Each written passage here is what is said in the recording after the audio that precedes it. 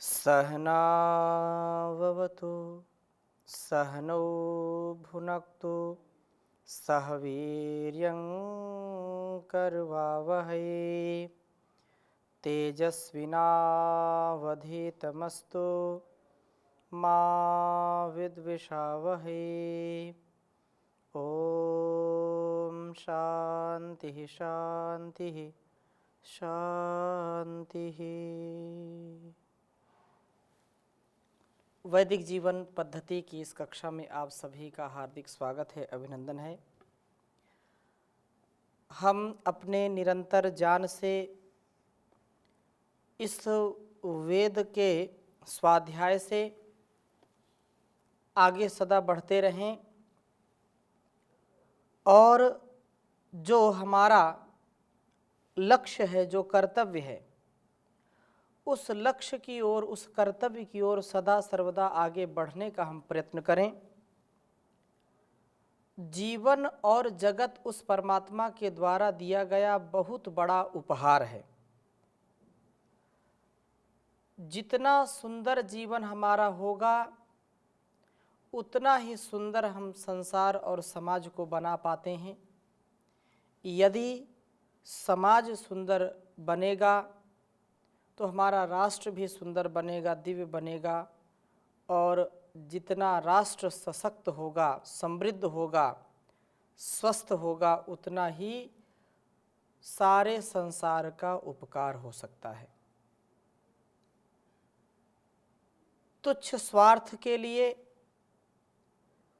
संकीर्ण विचारधारा के वशीभूत होकर के हम अपने और अपनों के लिए जब किंचित भी संकोच नहीं करते और स्वार्थ के जाल में फंस जाते हैं तो स्वार्थ हमको पतित कर देता है। उदार हृदय से जब हम आगे बढ़ते हैं और संसार के सारे कार्यों की संपन्नता दिव्यता और भव्यता के साथ करते हैं, हृदय की विशालता के साथ करते हैं, तो निसंदेह हमारा जीवन स्तुत्य हो जाता है, हमारा कृतित्व और व्यक्तित्व श्लाघनीय हो जाता है। परमपिता परमेश्वर के द्वारा बताए गए मार्ग का आलंबन लेकर के जब हम आगे बढ़ते हैं, इस वेद रूपी ज्ञान विज्ञान का आधान जब कोई इंसान करता है तो अपना जीवन और यह जगत जहान को भी महान बनाने का महान कार्य करता है। कुछ लोगों का कथन होता है कि उपासना से मिलता क्या है, उपासना तो चौथेपन का कार्य है। अर्थात वृद्धावस्था में जब कोई कार्य करने का सामर्थ्य नहीं बचता है, बिल्कुल इंद्रियां शिथिल हो जाती हैं, तो उस समय हमको उपासना करनी चाहिए, क्योंकि किसी काम का है नहीं उस व्यक्ति। यह जो विचारधारा है, यह जो एक दृष्टि है लोगों की, भौतिक समृद्धि चाहने वालों की, भौतिक सुख चाहने वालों की, ये दृष्टि ठीक नहीं है, क्योंकि ऐसी जो दृष्टि है वह हमारे जीवन को सुपथ की ओर नहीं ले जा सकती है। अनेक बुराइयों का, अनेक दुर्गुणों का घर बन जाता है व्यक्ति का अस्तित्व। यदि हमको बुराइयों से बचना है, अपने जीवन का उत्कर्ष करना है, जो हमने लक्ष्य बनाया उस लक्ष्य की प्राप्ति करनी है, तो हमको स्तुति, प्रार्थना, उपासना अवश्य करनी चाहिए। और ऐसा करने से अनेक लाभ हैं। हम ऋग्वेद के तीसरे मंडल के 18वें सूक्त का स्वाध्याय करेंगे। पहला मंत्र आपके समक्ष मैं प्रस्तुत कर रहा हूँ और जिसमें उपासना के 3 लाभ बताए हैं विशेष रूप से। मैं मंत्र लिखता हूँ, फिर चर्चा करूँगा आपके समक्ष।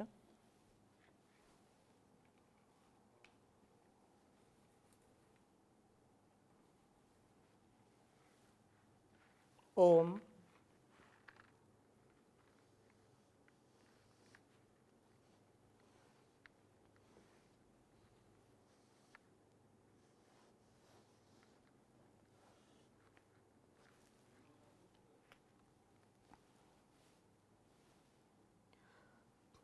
ओम भवानो अग्ने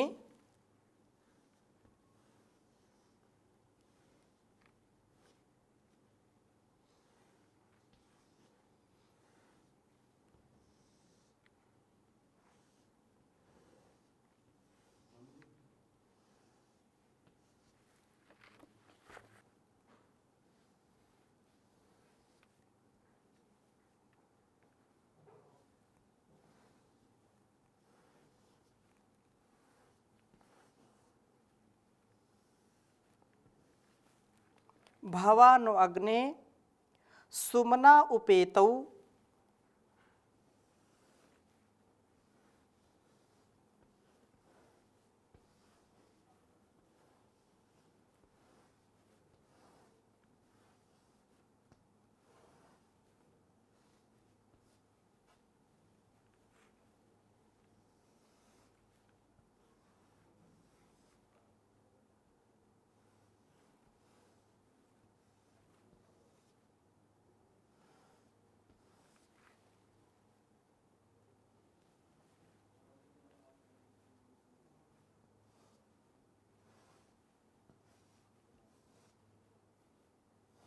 सुमना उपेतौ सखेव सख्ये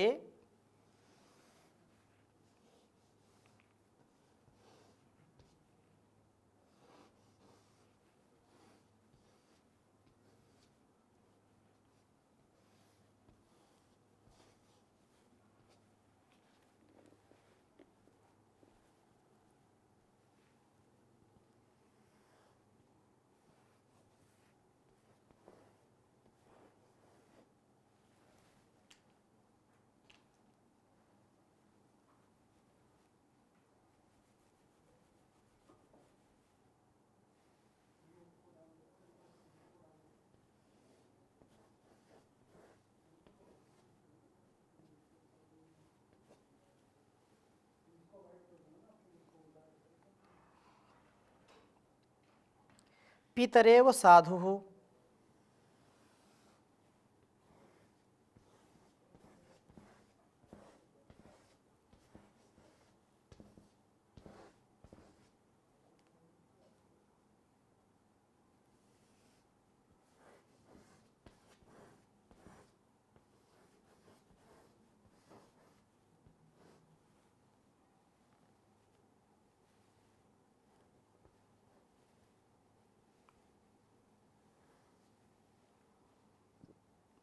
पुरुद्रुहो हि क्षितयो जनानां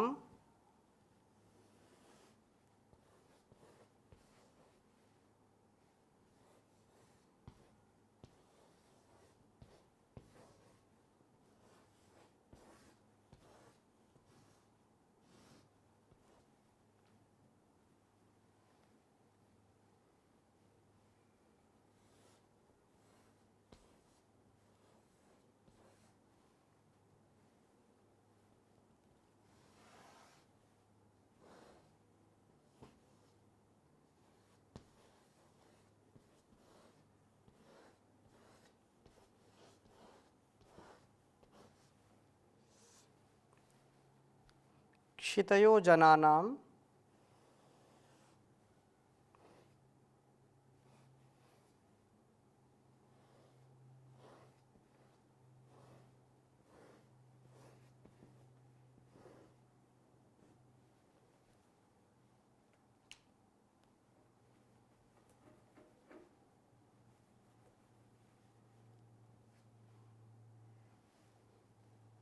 प्रति प्रतीचित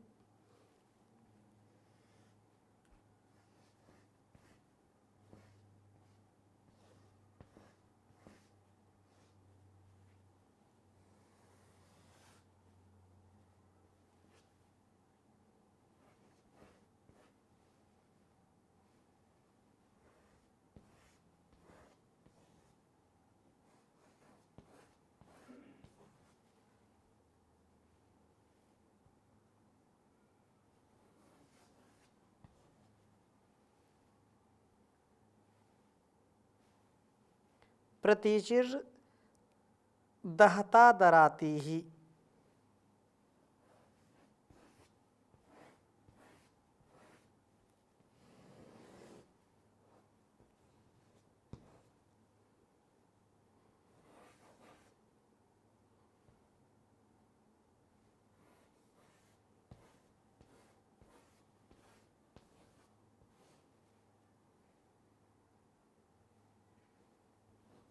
धराती ही। ऋग्वेद के तीसरे मंडल का 18वां सूक्त है यह, और उसका पहला मंत्र है।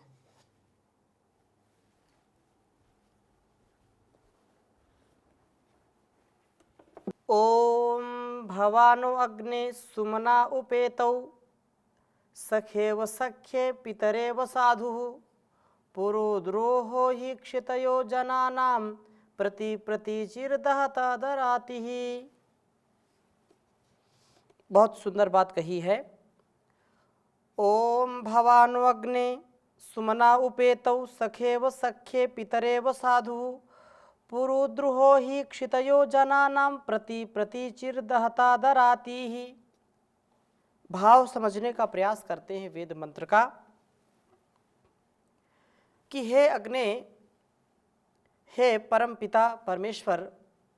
अग्नि एक तो भौतिक अग्नि है, एक जो अग्नि जो सबको प्रकाश से युक्त करती है, सबके अंदर ऊष्मा का संचार करती है, ऊर्जा का संचार करती है। चाहे सूर्य हो, चंद्र हो, चाहे हमारा यह शरीर हो, सब जगह जो प्रकाश देता है वह परमपिता परमेश्वर, प्रकाशकों का भी प्रकाशक। उपेतौ उपासना के होने पर नह, हमारे लिए सुमनाह भव, उत्तम मन को देने वाले होइए। शोभनम मनो यस्मात्, प्रभु की उपासना का लाभ क्या मिलता है? प्रभु की उपासना करने से, उसकी स्तुति प्रार्थना करने से क्या लाभ मिलता है? क्योंकि सारा संसार तो सबसे पहले किसी भी कार्य की संपन्नता के पहले, उसका आरंभ करने से पहले यह विचार जरूर करता है इसका लाभ क्या है। बिना लाभ के कोई भी एक कदम आगे बढ़ना नहीं चाहता है। तो यहाँ पर बहुत सुंदर बात कही है कि उपासना का लाभ क्या है, हम उपासना क्यों करें, प्रभु की उपासना से हमको क्या मिलता है। तो प्रभु की उपासना से हमको सबसे पहला लाभ यह मिलता है कि सुमनाहा, हम उत्तम मन वाले हो जाते हैं, सुंदर मन वाले हो जाते हैं। क्योंकि मन मलिनता से युक्त हो जाता है, बार बार इस भौतिकता के गर्त में गिरता है। भौतिकता के चक्कर में आकर के हमारी इंद्रियां आलंबन को पाकर के ऐसा तांडव करती हैं कि व्यक्ति का व्यक्तित्व और कृतित्व बड़ा ही धूमिल हो जाता है और वह अपने जीवन को सुंदर दिव्य नहीं बना पाता है। हम अपने जीवन को यदि सुंदर बनाना चाहते हैं, दिव्यता से युक्त करना चाहते हैं, अपने दुर्गुणों से मुक्त होना चाहते हैं, दुर्व्यसनों से, दुर्व्यवहारों से मुक्त होना चाहते हैं, तो सुंदर मन वाले बने। जितना सुंदर मन हमारा होगा, जितना सहज सरल निर्मल उज्जवल होगा, धवल होगा, उतना ही हमारा अन्य व्यवहार भी उत्तम होगा। तो उपासना से हमको मिलता क्या है? उपासना से हमको सुंदर मन मिलता है, निर्मल मन मिलता है।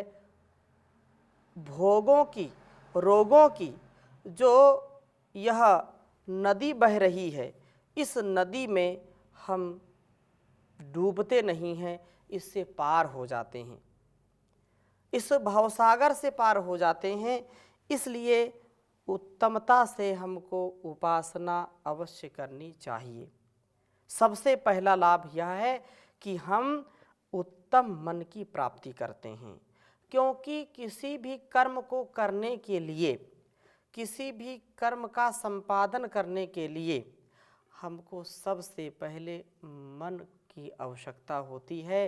कोई भी संकल्प या विकल्प, कोई भी हम जब कर्म करते हैं तो सबसे पहले मन में ही वह बात आती है, विचार आता है, और फिर उसको वाणी और शरीर से उसका संपादन करते हैं, वह निष्पन्न होता है कार्य कर्म।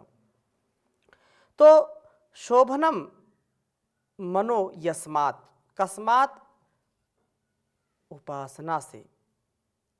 उपासना के द्वारा मन निर्मल होता है, शोभन होता है, निश्चल निष्कपट निर्मल प्रवृत्ति वाला होता है, वृत्ति वाला होता है। तो हे प्रभु, आप हमको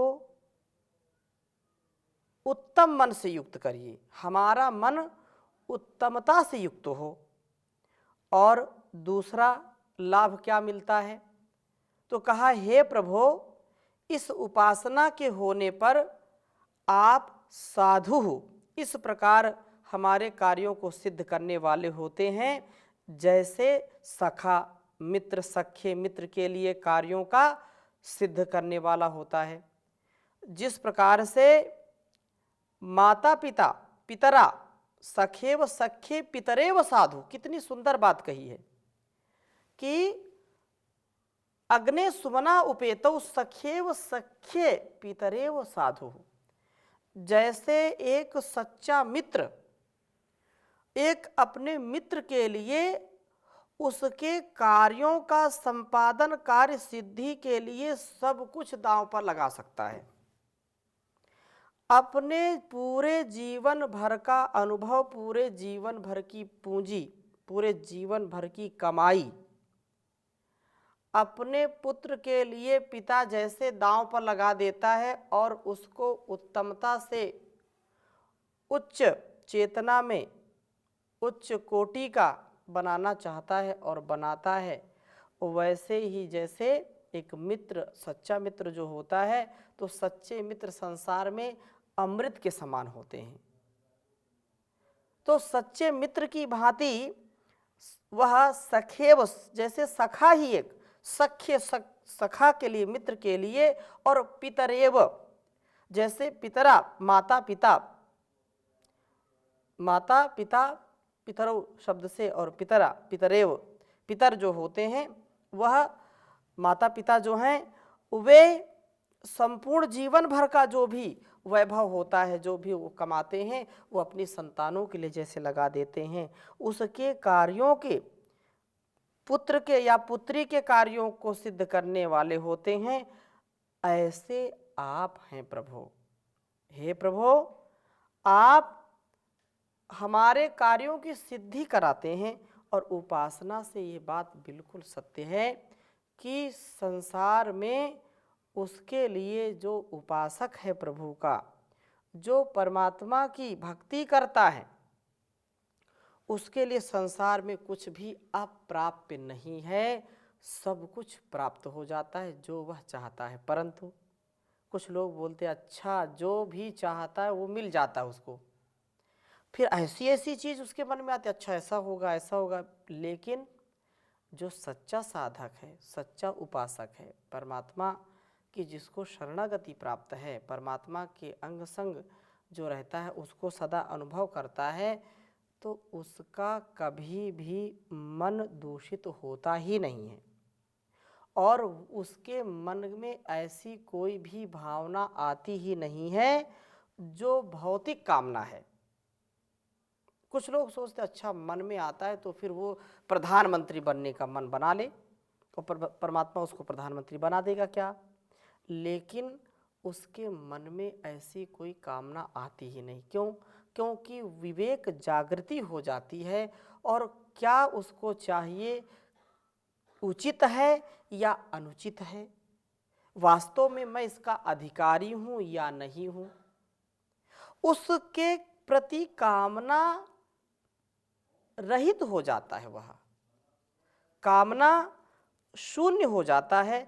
इसलिए इस बात को समझना चाहिए कि उसको सब मिलता है जो उसकी सच्ची कामना है, जो विवेकपूर्ण ज्ञानपूर्ण जो कामनाएं हैं वही वह करता है। अविवेकपूर्ण संकीर्ण विचारधारा नहीं होती उसकी।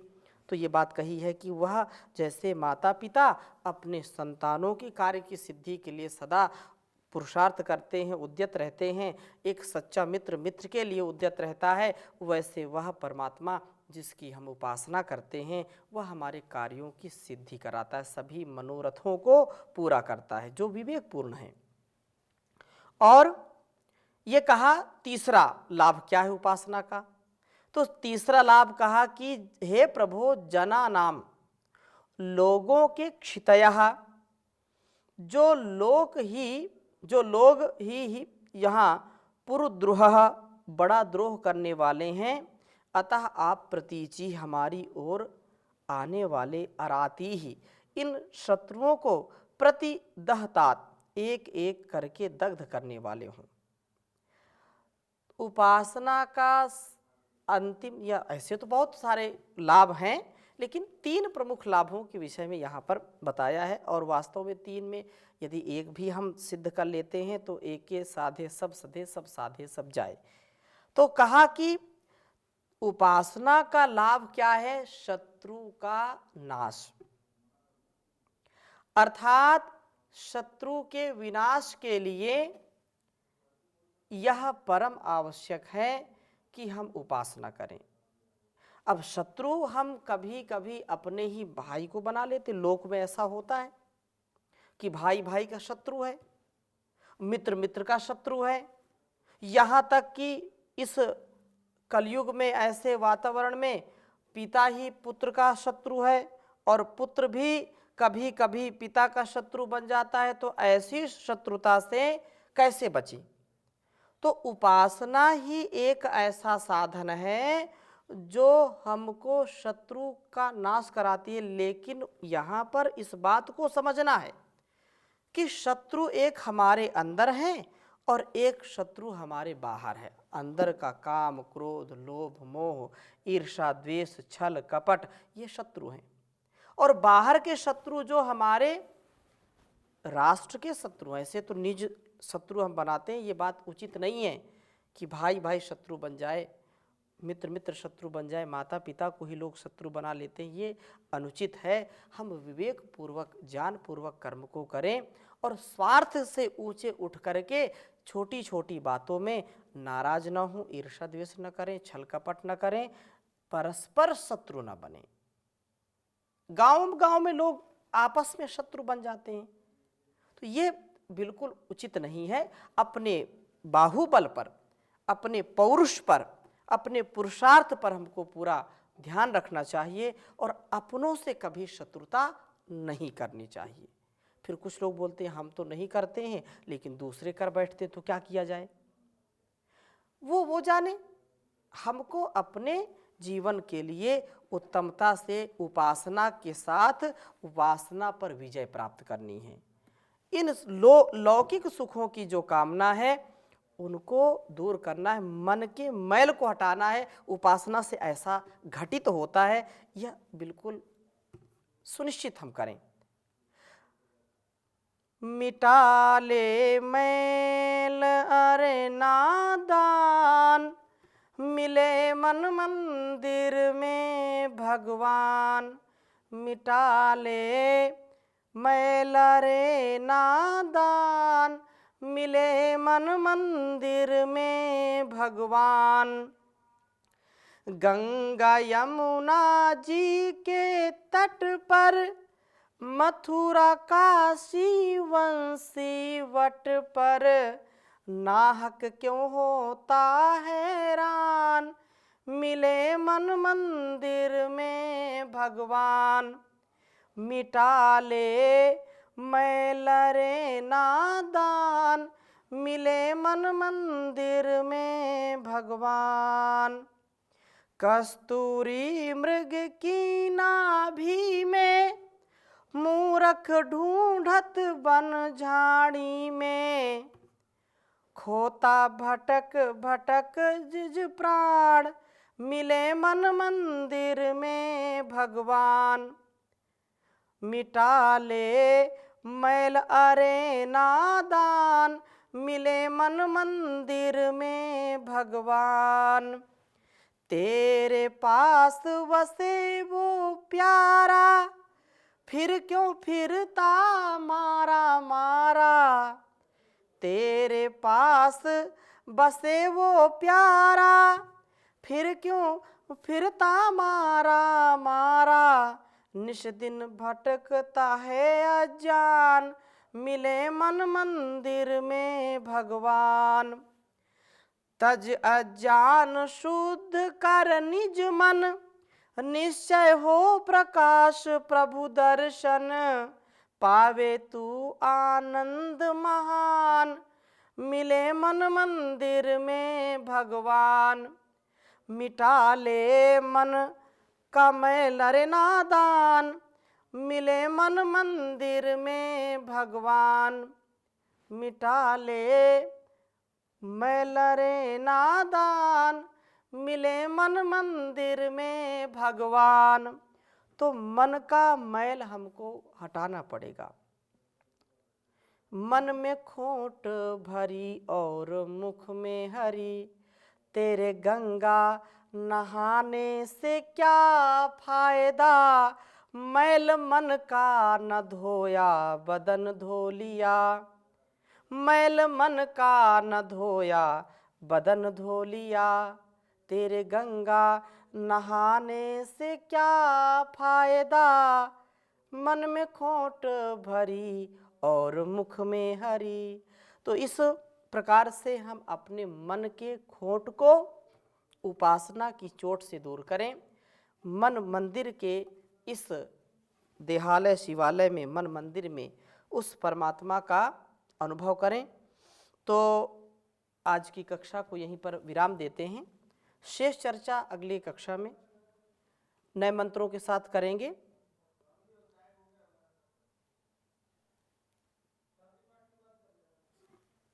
ओम शांति शांति शांति।